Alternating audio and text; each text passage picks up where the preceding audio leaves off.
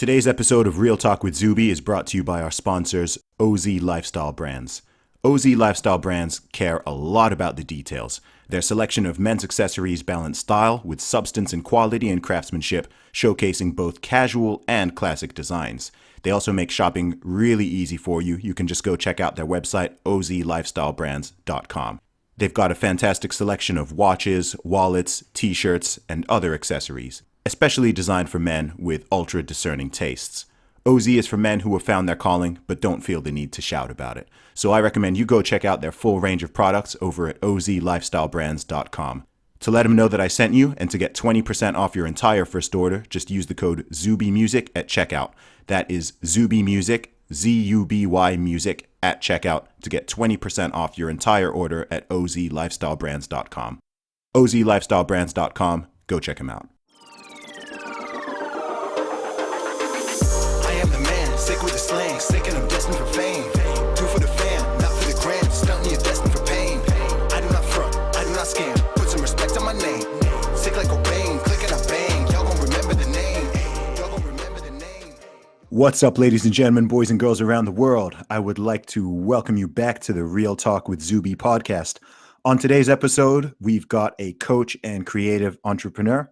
I'd like to welcome to the show, Justin C. Scott. How you doing, man? I'm doing well, my brother. Thank you so much for having me on with you today.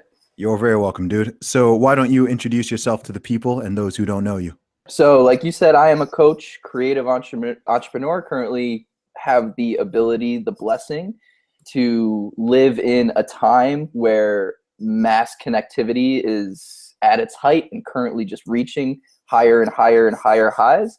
And it's just such a beautiful thing to be able to live in a world where we get to connect with each other, share with each other, produce a message that we can believe in, help the lives of other people, allow other people to help our lives. So I'm just really enjoying the process and really enjoying the journey of it all, you know? That's awesome, man. So I always say when it comes to social media and the internet and all that, it's just a tool, right? We can use these tools for good, and a lot of people don't use them for good. No, So, what's the message that you're trying to put out there to people? If you had to say your sort of primary message that you want to put out there, what is it? Absolutely. And I'm going to go out on a limb and say that you could probably agree with what I'm about to say, but I am in the full belief that you as an individual have all of the capability and all of the power to manifest your life in the exact way that you see for yourself as it pertains to who you are as an individual and the circumstances that you experience. Now, that doesn't necessarily mean you can control everything that happens to you, right? And that doesn't necessarily mean that everything is always going to be good, but it does mean that the way that you respond to any given circumstance or situation is ultimately up to you. And the way you handle any given circumstance or situation is ultimately up to you, because we all have failures, but not all of us have lessons. And I think it's so key to know the difference between those two things so that you can live from a higher space as an individual, which allows you to live a more fulfilled, complete life as you move and navigate through the world. Firstly, I agree with that completely. I'm a big captain of your own ship kind of guy. And Something told me you might be. yeah, absolutely. I'm not someone who's big on excuses in anything. Or if you're going to make them, at least own up to them and be like, okay, this is just an excuse, right? Absolutely. Like exactly like you said, we can't control all of our outcomes and everything that happens to us, but the way you deal with it, the way you respond to it, that's completely up to you. And I also think for most people anyway, barring some catastrophic incident, I think in the long term, I do believe your outcome is also up to you. Especially assuming you live in like the Western world, you live in a country that's got freedom, that's got opportunities.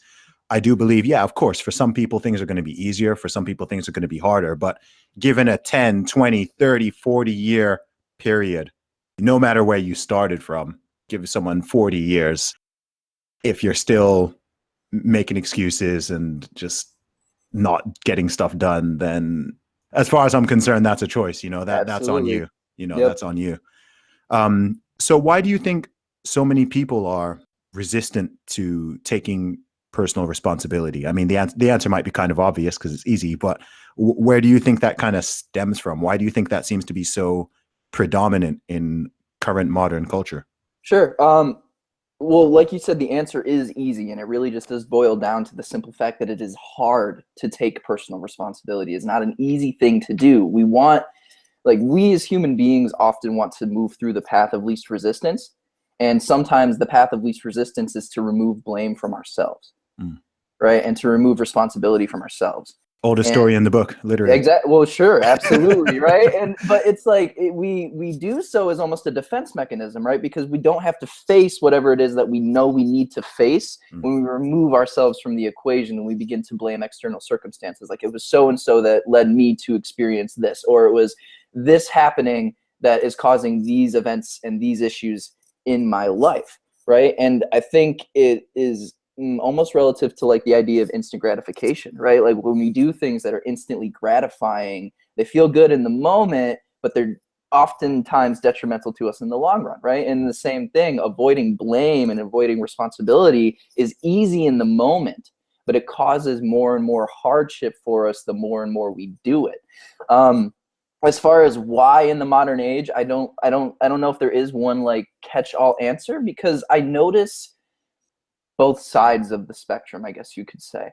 Because on one hand, you see, and like you brought up, you mentioned like the use of social media, right? On one hand, you have a lot of people who utilize it to live in a very negative bubble of the world, right? They use it to see everything that's going on that's wrong in the world. They use it to see information that is going to create for them a skewed perception that is only going to serve to limit them and hold them back. Or on the flip side, where like someone like you and I may utilize the same tools to create a bubble for ourselves that is more positive. And I say that because I think it's important to admit that we all do live in a bubble of some degree, right? But the way in which you consume information and what you put in front of your awareness has a lot to do with the way that you navigate your life. So if you're putting in front of your awareness positive affirmation, positive action, self-accountability, self-responsibility, people who live by this, people who move through this, people who have success in their lives, whether it be mentally, emotionally, spiritually, physically, financially, or all five of these different areas of success, you begin to internalize those lessons. You begin to internalize the way those people live, and you can create for yourself a perception that allows you to navigate more fully and from a deeper place of self-awareness, which I think is ultimately the key, deciding who you are as a person in relation to everything else, so that you can make life happen for you rather than life happening to you. Got it. Awesome, man. That's a lot of wisdom right there, bro. So you look like you're a pretty young dude, man. So where's all this wisdom come from?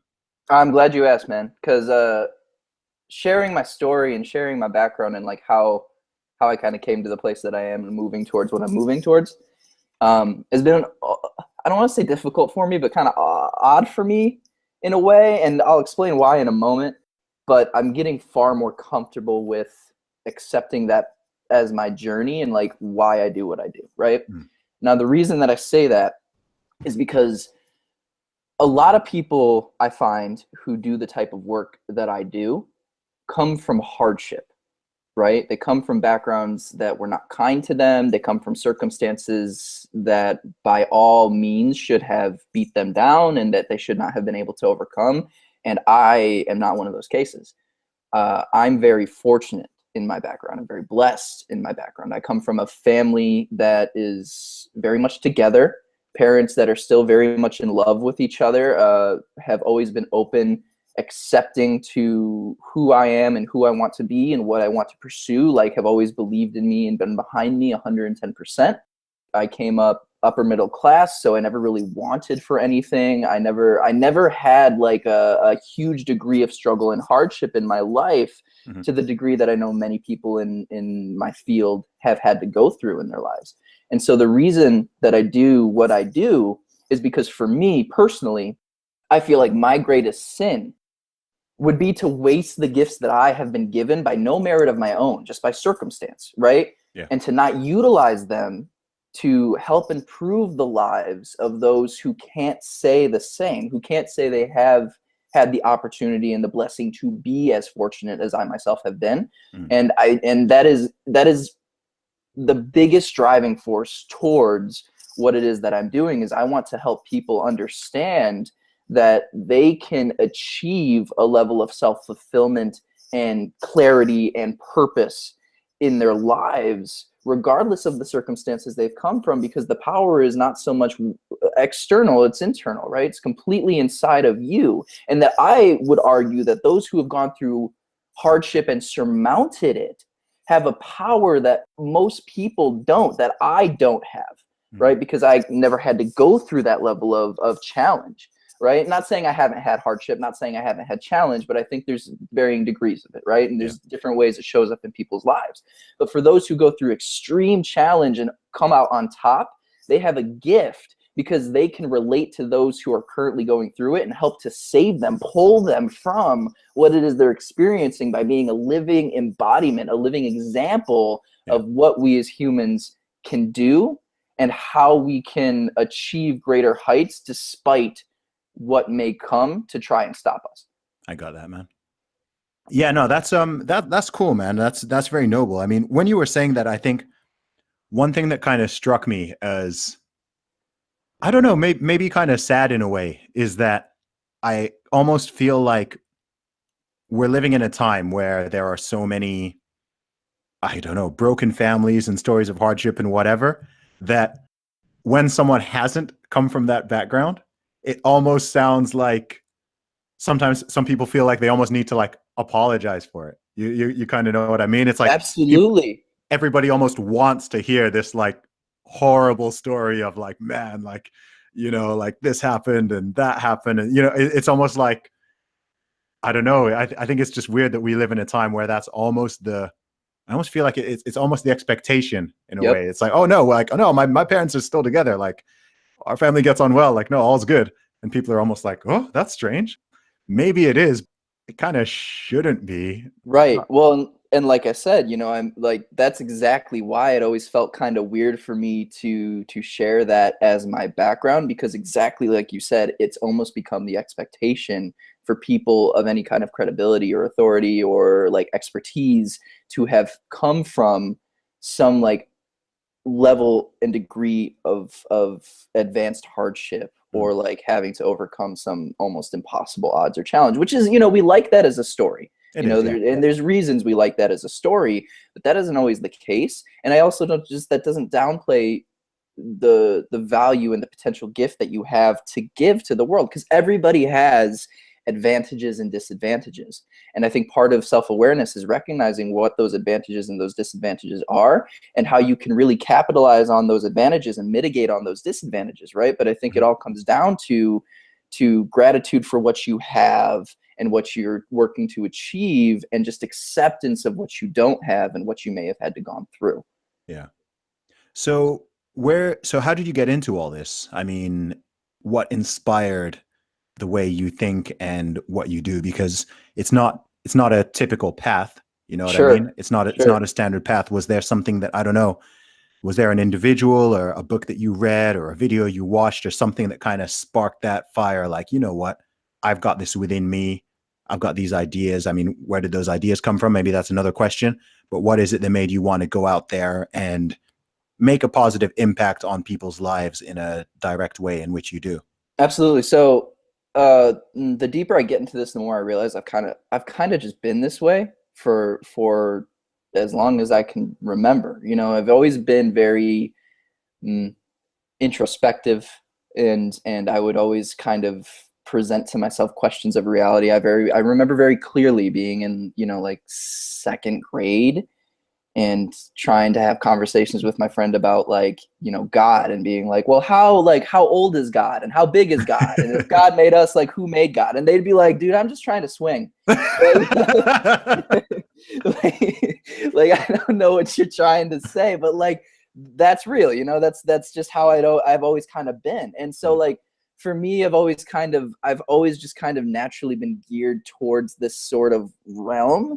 And I'm glad to know that about myself. And then as far as like helping people, it's just something that I've kind of just done. When I was younger, I would always be the one to give advice. Whenever my friends were coming, like any of my friends ever had any problems, or anyone in my family even was like, having issues, I would always be the one to console and talk and reflect with them. Like, or, say like my mom and my dad were fighting, because even though, the family's great and they're in love, not to say that they didn't have their issues, I would sometimes end up being like just mediator. I would like talk to him and then figure out where he's coming from, and then go talk to her and express that to her, and then figure out where she's coming from and go back and kind of help them like resolve whatever kind of issue they were having when they weren't really in a space to be able to talk to each other. And they didn't impose that on me in any means. It's just kind of the role that I naturally filled. Yeah. Right. And then beyond that, it's all relative to what I found that I was consuming and was bettering my life. It's like the type of content that I would bring into my awareness, and the types of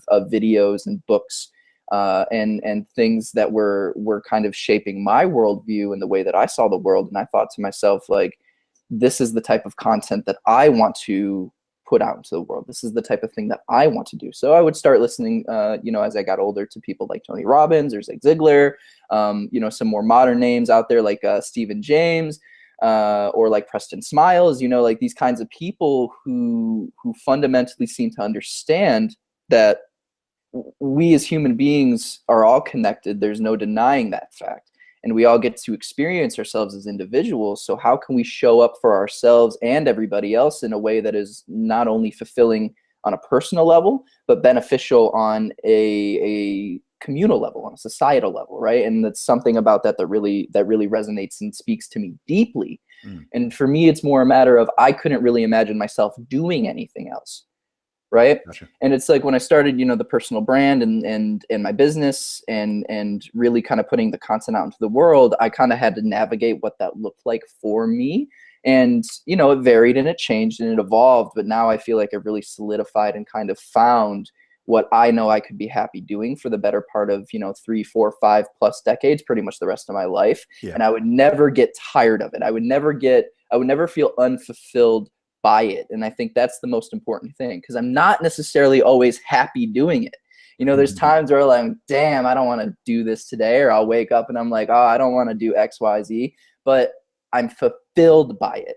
And so for me, it's like the driving force isn't the pursuit of happiness, which I think is a mistake that many people make. It is the pursuit of what makes me feel more complete as an individual, and what makes me feel like I'm expressing my highest personal, I guess, innate gifts and innate abilities.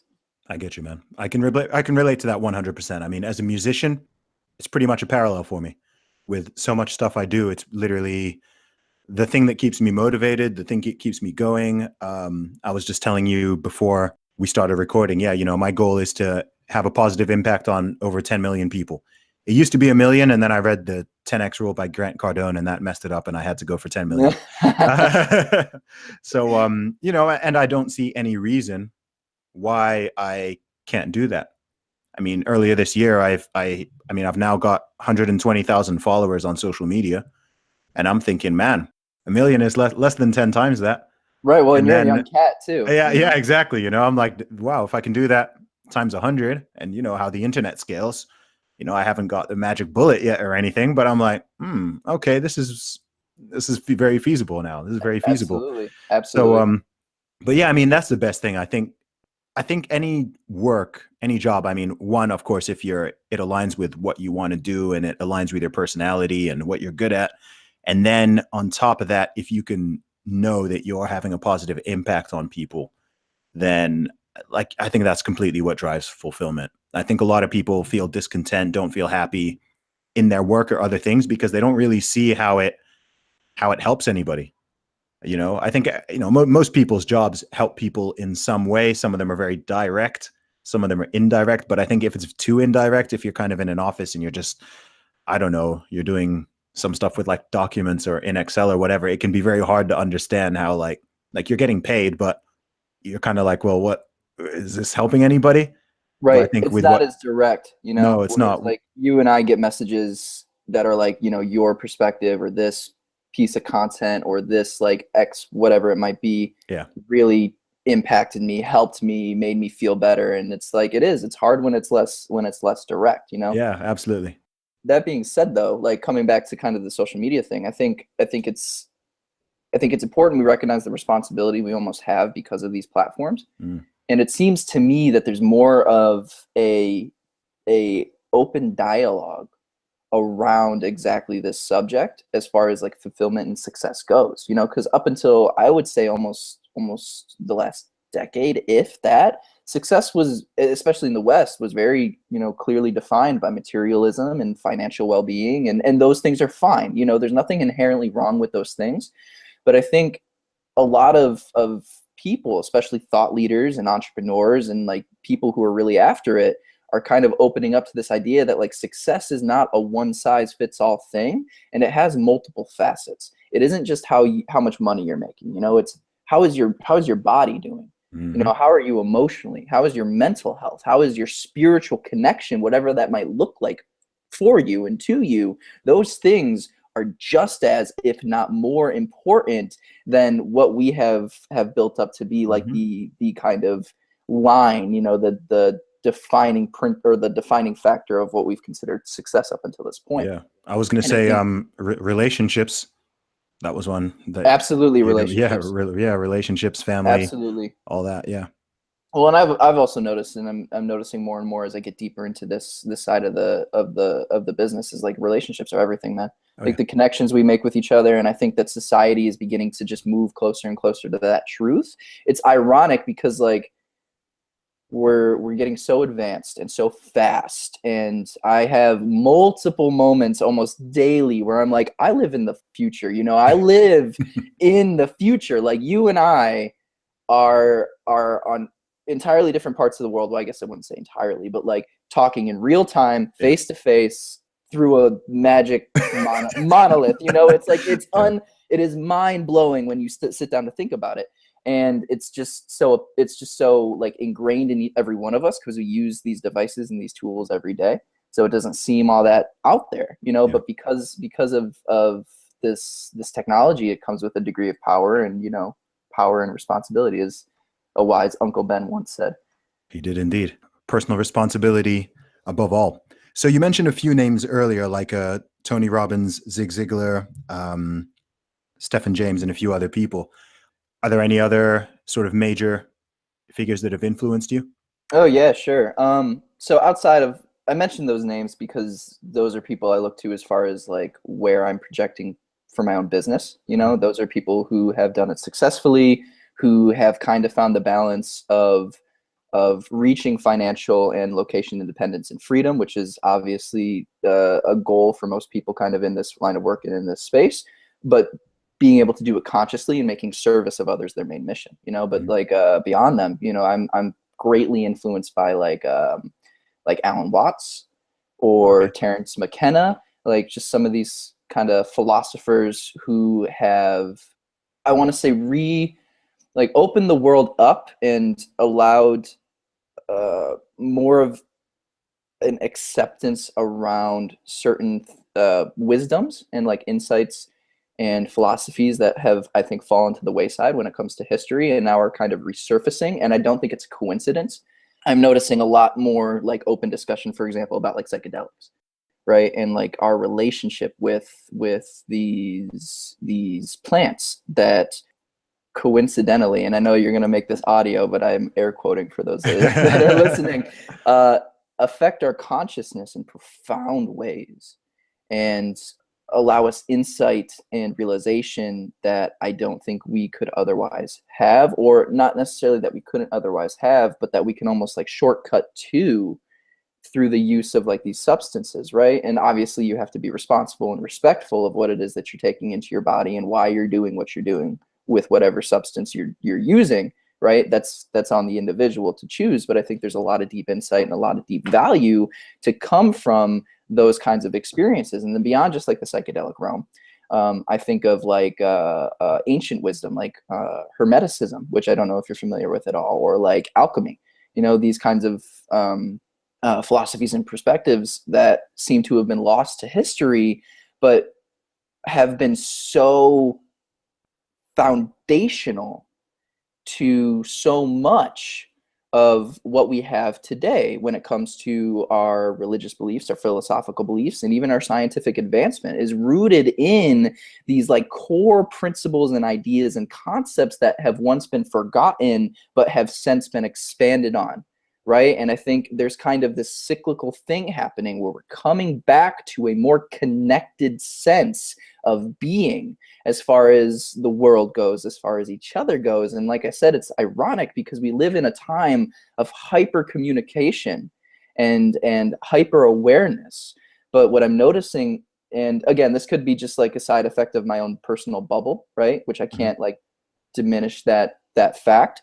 But what I seem to be noticing is that a greater sense of community and almost tribes are coming back into the fold, except it's just a digital landscape rather than a physical one, right? And instead of working together for the sake of survival, we're working together for the sake of thriving, because survival, especially in the West, is something we don't have to tackle anymore. You know, we have grocery stores that have lined shelves with food and water and everything we could possibly need. And yes, this may be a fragile system in some degrees, but it's currently the one that we have and currently the one that we've accepted and are living in.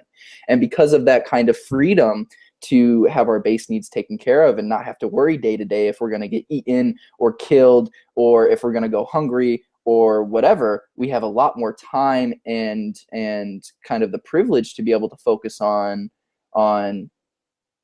ideas and concepts far outside and beyond just base survival, right? Yeah. As far as like fulfillment. And I know I keep bringing like coming back to these topics, but I truly do think that that's kind of where the world is heading, and that's kind of the shift that I begin to see happening. It's more about like living life consciously and through a deep awareness with yourself and other people, rather than trying to move through with blinders, which I think has been the case for a longer period of time, right? That's interesting, because I see what you're saying. Although in some ways I also feel the opposite is happening. Sure. I guess it kind of depends on where you look and what angle you look at it from. Like, Of course. yeah, there are lots of ways that I feel like society is regressing. As in, like, I feel technologically and in terms of healthcare and science, obviously things are always progressing and advancing. On that level you mentioned, more like the consciousness and the morality and the, I don't know, religious / spiritual aspects and some of the other more traditional sort of ideas and values, I feel like certainly in the Western world, people are moving further and further away from them. I don't know. It's hard to gauge how much of each is going on. Like, it's weird. Like they almost sound like opposites, but I kind of feel like both things are simultaneously true. I don't know if you kind of know what I mean. No, I totally agree with you, because everything casts a shadow, right? Everything casts a shadow. You can never have, like, when you have the technology to mass connect through the internet, you also have the technology to create atomic and nuclear weapons, right? So it is kind of this balance, and I think this is important, because it's like if you only have all of the good that comes with something, you fundamentally can't recognize the good of it, because you have nothing to compare it to. That's true. Right? And you have nothing to reference it. But when you have that bad and that good in I don't necessarily want to say equal measure, but at least in reflection of each other, you know, you can gauge kind of which direction you're going. And then let me put a thought in your brain. I'd love to know kind of your perception on this, right? Statistically speaking, this is the most peaceful time that humanity has ever been in, right? We have less death, we have less sickness, disease, we have less starvation globally. Like this is the most fruitful, peaceful time, again, statistically, that we have ever experienced. Yep. However, because of the internet and because of this hyper connectivity and awareness, it almost seems like we're cleaning out all of the gutters, meaning that because of these tools, we are now hyper aware of every little terrible thing that happens in the world. And because of that fact, it almost gives you the perception that we are regressing, right? It's like a shooting can go down. And this is both beautiful, not the shooting itself, mind you, but like this is a both beautiful thing and almost a terrible thing, that as soon as someone pulls that trigger, you get on Reddit and 15 minutes later you get live updates of what's going on and how many casualties there are and how many injuries there are and what the circumstances are and what's going on with the shooter. It's like you are almost there observing it as it unfolds. And again, this is a beautiful thing because this can make it kind of end it much quicker than it might otherwise end. And it can bring awareness to it in a way that it might not otherwise have been brought. But it also, again, makes us hyper aware of the things that are happening in the world that are not so good. Yeah. But I think that's important, right? Because it's only through kind of that observation and cleaning out the gutter, so to speak, that we can kind of move beyond the issues and the problems that we're currently facing. And then I also think it's important to recognize that, like, people have been saying since the dawn of man that the world is going to end, that this is it. Like we're totally going to fuck it all up. There's no way. And yet here we still are, and here we are still progressing. And I think that just boils down to the fact that human beings are flawed fundamentally, individually. And so the society that we create as a collective is never going to be perfect. No, never. I mean, I think that one of the big reasons I think that there's a bit of a lack of some of those things I was mentioning earlier is, if I were to boil it down to one word, or two really, I always think it's a lack of two things: gratitude and perspective. So one thing I'm very grateful for is having grown up seeing multiple different cultures. So I lived in the Middle East for 19 years. My family background is originally from Nigeria, and Very cool. I've been over there many times. But then obviously I've grown up in the UK. I've been to 30 something countries. I've spent time been to the US, Canada, 20 different European countries. I've been to a lot of different places. And I think a lot of the way I am, I think really just comes from perspective. So even when people are talking about, so I live in the UK, you're in the US. So when people start, for example, talking about some of the problems in the UK or in the USA, to me, I find like my perspective on it always tends to be really different to someone who's really hasn't seen that much outside of that country. No, even not out of any fault of their own, right? Like if you're born in, I don't know, if you're born in California and you've always lived in California and you haven't left the USA, and everything is kind of that perspective. So if, for example, someone like that, if they talk about poverty, they generally mean something quite different to what I mean. Okay. So I'd say, like, with the exception, I mean, in the US, in the UK, like, relative poverty is something that always exists. But in terms of like absolute poverty, with the exception of homelessness and a few other things, like when people talk about poverty in the UK, I always kind of, not to be facetious, but I'm always kind of like, there is no poverty in the UK. It's more of an outlier than it is the common. Like yeah, with the exception of like homelessness. I mean, like, no one is starving to death in this country. Right. Nobody. Like nobody's starving to death. Nobody's dying from not having clean water. Like when I think of like absolute real poverty, I'm thinking of like, not being down on your luck and things being crap. I'm thinking like, no, like you're going to die without intervention. You know what I mean? Yes. There's people who are considered poor in the UK or in the USA, but they've got like big TVs and they've got like a $800 mobile phone, and they've got two cars, and they're considered poor.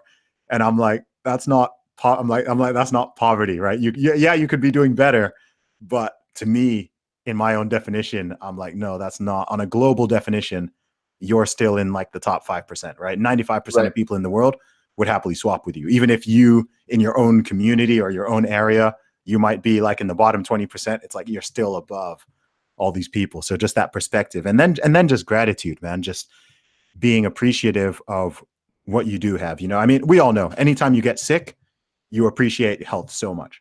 Every time you like temporarily lose something that you're used to having, even your internet goes down for 20 minutes, you're like, man, like, you're like, it's weird. You just, I guess, what do they call it? Hedonic adaptation, just how human beings just get used to anything, right? You move into a mansion, and it would be like, if someone moved you into a mansion tomorrow and you had like everything you wanted, it'll be awesome for like a couple months. And then this time next year, you'll just be used to it all. Sure. You'll just be completely used to it. You won't walk in there and be like, wow. And I completely agree with you, man. I absolutely agree with you. And it's like, I will take on full transparency here. And it's like, because of like our mission and the way that I think like we've structured our lives, there are consequences that come with that. You know, being an entrepreneur and being self-made is difficult in the sense that you don't get like predefined structure in the way that you get with like a job or like a career that you get hired on to do. Right. It also comes with many ups and downs. You know, sometimes there's really good months as far as like finance is concerned. Sometimes there's just really low months. And that's just kind of the way that it goes. Right. And it's like, I don't know. I'm sure that, and I feel like this is just true for most people in their journey. It's just something most people don't like to talk about. You've had that experience of dipping kind of into that poverty line and then going above it and then coming back down, and hopefully like it's a continuous rise, right? But that being said, in my own experience, I've never once felt like my survival was threatened. You know, it's like exactly. I've always had a home, I've always had a bed, I've always had food, water, and those things have never been like out of my reach in a way that it was threatening to my existence or my life. So I think it is absolutely relative, and I think it's a powerful perception to have because, like you said, it comes down to gratitude. It allows you to be grateful even when, at least as far as kind of the society outside of you is concerned, there's no reason to be, you know? And it's like, what do you mean you're grateful? You're like struggling with this and this and this, but it's like, yeah, but at least I'm not dying. You know, at least I can walk right over to my tap and like have clean, pure drinking water, right? And it's that level of just absolute thankfulness and appreciation for who you are and where you are and what you've been born into and the advantages that you have been given that allows you to, I don't want to necessarily say effortlessly move past those challenges, but just to recognize the challenges for what they are and not to make mountains out of molehills, so to speak. The unfortunate truth is there's people all over the world that have it a lot harder than you, and they don't have the same kind of opportunity to overcome and the same kind of freedom to overcome in the way that you do. So, and then this goes back to like kind of this degree of almost responsibility to assist those people in getting out of that position and getting out of those circumstances, because you know fundamentally how fortunate you are. And I think I just don't think there's anything more beautiful than wanting to share that fortune so that we might make the collective experience one that is more in line with what I would say maybe the West is experiencing as far as privilege and circumstance, right? That's why I find some of the certain narratives, like especially that people push online, but even offline, that's why I find them very annoying, because I just feel like it shows a lack of both of those things, lack of perspective and lack of gratitude. You know, someone will be making out like, you can go on certain people's Twitter feed, you know, anytime, most of the time if someone writes something interesting to me, whether it's positive or negative, I'll tend to go on their profile and just get like a quick little picture of who they, right? And you look at what some people are just spending their entire lives complaining about or moaning. And I'm just like, seriously, if you think this is like the biggest issue out there, or that your life is tough because of this thing, you do not have any perspective. You know, you just don't, you know, and I'm not trying to be like mean or something. I know we all have our own individual things, right? And it's, you know, we're all self-centered to a degree, to whatever's going on in our lives or whatever's difficult in our lives, we kind of blow it up. But really, when you kind of look at the grand scheme of things, when you zoom out, you're kind of like, man, my life is pretty freaking good.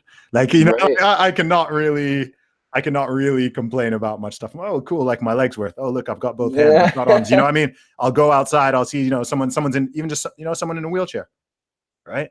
And even that person in a wheelchair might be super duper grateful because they've got all this other stuff. Right. But I'm like, man, like some people's legs don't work. Do you know what I mean? Like, I'm just I'm like imagining, I've done this exercise where I've sat there and I've just imagined like losing certain abilities, right? Like just close my eyes and just imagining being blind. Absolutely. And then you're just like, wow, that's reality for millions of people, right? Some people can't hear. Some people wouldn't be able to do what we're doing, or if they're doing it, they'd have to use sign language because they can't hear. They can't hear music. I'm a musician. I'm like, man, if I couldn't hear, and then just with everything, and then like all these diseases people get, all these things that people go through. I'm just like, dude, I really try not to complain a lot. Like I really try to like nip it in the bud when I catch myself complaining. Me too, man. I really try to nip it in the bud because I'm just like, stuff is pretty flipping good, and I never want to lose sight of that. Absolutely. And I also think, like, you bringing up like not complaining. I do the same, like we're all guilty of it from time to Yeah, of time. course, of course. It could be just a natural response, but it's so important to make it a habit to express gratitude rather than complaint, because affirmation is a powerful thing. The narrative that you tell yourself is almost always more responsible for the position you find yourself in and your perception and what you experience than any objective thing Mm. is, almost always, right?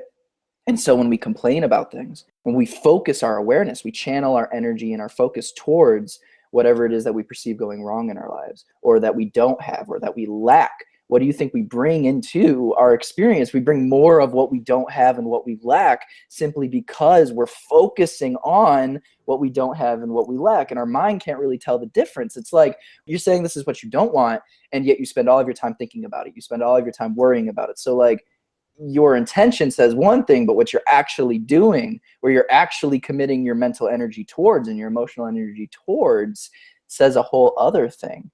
And I think that is something that if so many people would just accept, their lives would do a complete 180. Yeah. Right? It's like gratitude is wanting what you have, not having what you want. Love it. That's it, man. That's it.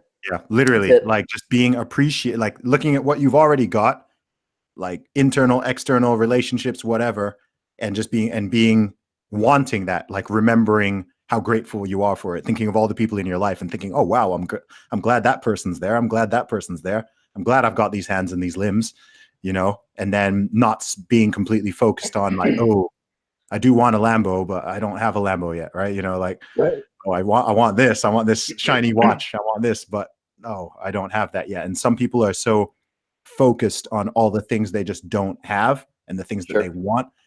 At half the time, it's just material junk. It's not something that they really need. It's just like, Yeah. oh, like, I just want that pair of shoes. You've Right. already got 12 pairs, but you just want those shoes. And it's like, okay. But Right. And again, like, I think it's important to note that there's nothing inherently wrong with that, because we all want nice things, of appreciate course, nice things. I think it's more like where the focus is, right? Yes. I think the average person spends more time about thinking about stuff that they want rather than being grateful or appreciative of the things they've already got and already achieved. Right. Or things they can create and things they can do. Yeah, Right. And I think that's the difference. It's like, it's the difference between making the stuff the goal and having the stuff be a result of a consequence of the goal. Right. exactly. Yeah. Um, and yeah, I mean, I don't know. It's just, even my process as an entrepreneur, I think integrating this kind of perception has made me even more efficient. And because I would say only about like a year or two ago, I was so subscribed to like hustle culture. Mm. Like, okay, if you're not working 12 hours every day, and if your eyes aren't bleeding and your fingers aren't completely skinned by the time you're done, like, you're not doing it right. But that isn't sustainable, and that's not healthy, and it takes something that you love to do and burns you out so quick. It's like eating your favorite food. It's Yeah. like, it's your favorite food, but if you eat too much of it and you gorge yourself for a whole week, like, by the end of that week, you're going to look at it and it's going to want to make you vomit. Yeah. Because you've just oversaturated yourself with it. But then, another week or two passes and it's like, oh, hey, that sounds pretty good again. But you've lost another week or two. So in my experience, and what I've noticed that has really just like upped my whole process and benefited me so greatly is, I don't know if you know this, I don't know if most people know this, but human beings can only really deeply focus and make proper decisions for about 4 hours. Yep. Like, and after that point, you begin to experience diminishing returns, Mhm. meaning that the next 4 hours is going to create half of the results or less than those first 4 hours did. So you're better off doing like two 2-hour chunks or 1 4-hour chunk of really deep, focused, committed work every day, and then spending the rest of your time enjoying other aspects of your life that you want to cultivate and that you define success by. You know, it's like whether that be reading and journaling, or taking a walk outside and appreciating nature, or spending time with a loved one, or even just decompressing with like a video game or whatever it might be.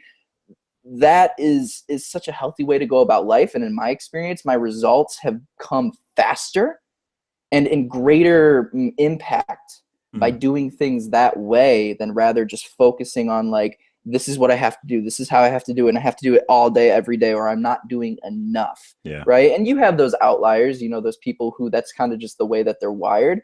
I just think it's so incredibly important to appreciate other aspects of life, because those other aspects of life, I think, are what allow us to live our mission more fully, more consistently, and more completely. Absolutely, man. I feel like with me, I have modes. I feel like where things are right now for me, especially this year, I kind of feel like, okay, I need to go like super All ham, like in, all the time. yeah, Yep. like go like make sure I get certain things in position, get certain things in place, so that later on down the line, this time next year, I can do what you were saying and be like, okay, cool, that's now in position. That's Sure. now in position. This podcast is now making money. The music is now doing, you know, like have these things in position. And then it's like, okay, cool. Like I can now just keep going. But the stuff I've already done over the past several years is now generating income and attention and all the other things that kind of feed into what I'm doing. So it's kind of, to me, it's like that upfront stuff. And Right. then later on down the line, it's like, okay, cool. I know when my focus and my work is starting to kind of go to crap, in which Right. case I'm like, okay, cool. Like, let me just Do go, this. yeah, let me Right. just go out. I'm just going to go outside and I'm just going to walk around for like an hour. And Right. Well, and also, like you said, there are modes. You know, there's periods of your life where you're more one thing than you are another thing, right? And there's periods of life where you're more in line with this than you are with that. And that's something I think it's important to recognize as far as like how we go through cycles. Because I don't know about you, but I experience kind of like almost this deja vu sensation through my cycles, in the sense of like there are periods in my life that I can pinpoint like mentally as almost before and after moments. You know, it's like there are certain kind of aspects of evolution and growth that I have tied to like a certain experience or a certain memory in my past, where I'm like, okay, that was a defining moment for me. You know, I was like, I want to say 19, and you know, my entire identity is wrapped up in the relationship and like everything that I am, and like, oh my God, we're gonna be in love forever, and it obviously didn't work out that way. And who am I outside of this? You know, really hit me, and that's what got me into lifting.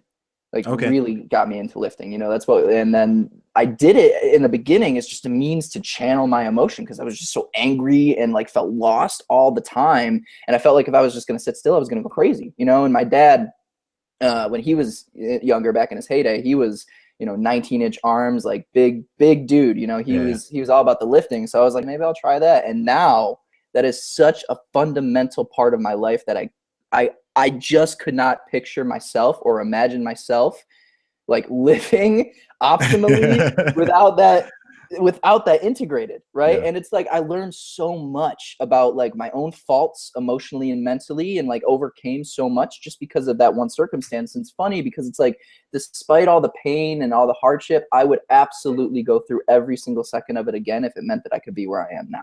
Awesome, man. Right. Awesome. And there's other moments, but like that's just the one that kind of just pops into my brain. Yeah, I hear you, man. Yeah. Oh boy, first breakup. I don't want to get into that. I won't get into that for me, man. That's more than half my life ago, though. Oh wow, man, damn. Yeah, man. Dude, You've had some time to evolve and grow, and yeah. and Oh, dude. Yeah. learn. Yeah. I dodged a bullet, to be fair, anyway. So Yeah, man, me too. yeah. I What was I going to say, man? So let's talk a little bit about the future, man. Where do you Sure. where do you want to take things in the next 3 years, 5 years, 10 years, 20 years? What's the plan for Justin C. Scott? Absolutely, brother. So, you know, like I mentioned earlier in the podcast, like I feel like I very much solidified into what I feel called to be doing, and what just energizes me. And I think that is such an important thing. It's like, if what you're doing isn't giving you energy, you know, if it isn't literally giving you life, making you feel uplifted and just alive, you're not doing what you need to be doing. You're not doing what is innately you. right? Like Yeah. just like these talks, I'm fortunate to be able to say that I've been like, it seems that like more and more like podcast interviews are coming my way, and like Hmm. invites and things are coming my way, and obviously you can say the same. uh but it's like it energizes me, like having this conversation and discussing and just like these relationships and these connections, it just fuels me. Yeah. So obviously doing much more in alignment with that, right? And as far as like my business and my brand goes, definitely like more coaching. I want to get to a point where I'm able to just really, really lock in on just a few people and really help them out in their lives, and then just Hmm. continuously do that. Public speaking is a really big thing for me because, and I meant to mention this at some point, just never got the opportunity. In high school, I was on music, Okay. choir, show choir, all the talent shows. I sing, I play guitar. So like the stage was almost my first love. Okay. I was fortunate enough when I was like in 6th grade to be the lead in my school's musical at the time. And I remember, I'll never forget this moment. Like I'm standing there behind the curtain. It's about to open. My legs are just like, I'm about to fall over. And then the curtains open and I see everybody, and I just get this rush of just like euphoric, almost just like, I don't even know how to describe it. It was almost orgasmic. Like, and Yeah. I know that's kind of weird, but like that's exactly what it was, right? And like it just flowed out of me, the lines and the practice. It just, and I have never looked back. Like I've always loved the stage. Currently building out live workshops right now online, that I'm selling spots to and tickets to. Yep. Going to be doing a lot more of those over the next year, in the coming years. On all kinds of different topics. And that gives people kind of a space where they can get a really deep dive into something that they might be struggling with. Hmm. Allows them a space where we can talk and have actual discourse, between us about what's going on and where they're personally hitting kind of snags. Obviously the content creation, more video, more writing, just because I love to create. And just kind of evolving that. And the ultimate goal, I would say, is to have so much opportunity kind of coming to me because of the work that I've done, that I have to say no to more than I have to say yes to, right? Gotcha. And that's the position that I'm trying to build myself up to be in, because that's that freedom that it's really all about. That financial independence and location independence is something that is so talked about Hmm. and is so true, but I think something that needs to be discussed more is opportunity, optionality. And having just as so much opportunity because of what you have done and what you've put out into the world, that you get to kind of almost pick and choose where you go and what you do, because you have that freedom rather than just taking the scraps that come your way, right? Gotcha. Yeah. No, that's dope, man. That's dope, man. And dude, you'll get there, man. You'll get Oh, there, I have man. I no mean, doubt, it's everything, as needless to say to you, I mean, it's so much stuff. Just it's all mindset, man. Everything is mindset, and then just execution. And then once you're executing on the right thing, just keep going. Just be consistent. Just keep going. Keep going. Keep going. I don't believe that anyone who's really got the right mindset, even if the first thing doesn't work perfectly, as long as they don't stop, even off Twitter, like Twitter doesn't give like a real perception, but I Sure. feel like just off Twitter, just engaging with people, it's like I can tell who's going to be successful and who won't. You can see people's mindsets just through the words and through what it is. And there's certain people I'm just like, okay, I don't know through what medium or what, but like in 10 to 20 years, this person here is going to be like like completely Right, crushing it, crushing right? it. I And feel there's you, other man. people I'm like, no, this person's not, like, like Yeah, and the mindset's just broken unless they but switch it up. yeah, and I also think it's just like it's changing your perception and looking at things as like, seeds in a garden. It's like this podcast or that piece of content or that piece of music or whatever it is that I put out in the world today, that's a Hmm. seed. And Yep. that might not reap fruit for a year or 2 years, but at some point it is going to reap fruit. And I think like that kind of understanding, that patience coupled with that persistence, that's the formula. And like you said, it all comes down to mindset. It all comes down to the story you tell yourself, your belief, and also like your will, right? And like defining, I think, this is the reality that I'm going to experience. This is the person that I'm going to be. I'm going to work every day to make sure that those two things come into fruition. I won't stop until they do. Yeah. And like you said, under a long enough time frame, the likelihood that won't happen Hmm. gets smaller and smaller and smaller until it's virtually non-existent. Yeah. Yeah. Exactly, man. Here's a question. So if there's something that you could just, whoever might be listening to this right now, if there's something that you can tell them, maybe something that just to give them a little bit of perspective or some motivation or whatever it is that might be, what is it Absolutely. you would want to tell them? I love getting asked this question at the end of the interviews, because my answer is always the same: is that Okay, good. you are a creator fundamentally, now and always, and whether you realize it or not, consciously or unconsciously, you are constantly in mode of creation. Here's how I kind of relate it. Regardless of if you're religious or not, right? We've all heard man is made in the image and likeness of God, right? Mm-hmm. Again, regardless of what you believe, it's not so much that God or that creative force or energy or whatever you want to call it looks like a man and that we also look like a man. It's that it is a creative energy, a creative force, and we are a byproduct of that. And because of that fact, we are at our core creating always ourselves, the way that we experience our lives, the way that we interact with other human beings, the positions that we find ourselves in, manifestations of our own creation, And again, like, this isn't to say that you're causing terrible things to happen to you or that you can always control your circumstances, but creation, you are always, always creating, and you are fundamentally a creator. And when you begin to consciously interpret this and internalize it and make it part of your narrative and part of your belief, that's the switch. That's what allows you to begin to consciously move through your life and navigate your sails through these waters rather than unconsciously and kind of going with the flow wherever it takes you. Brilliant. Thanks, brother. Awesome, man. Justin C. Scott, thank you so much for joining Real Talk with Zuby. We will definitely talk again. I appreciate you having me on, my brother. This was very, very enjoyable. Awesome, man. No doubt. Have an awesome day, and we will talk soon. I am the man, sick with the slang, sick and I'm destined for fame.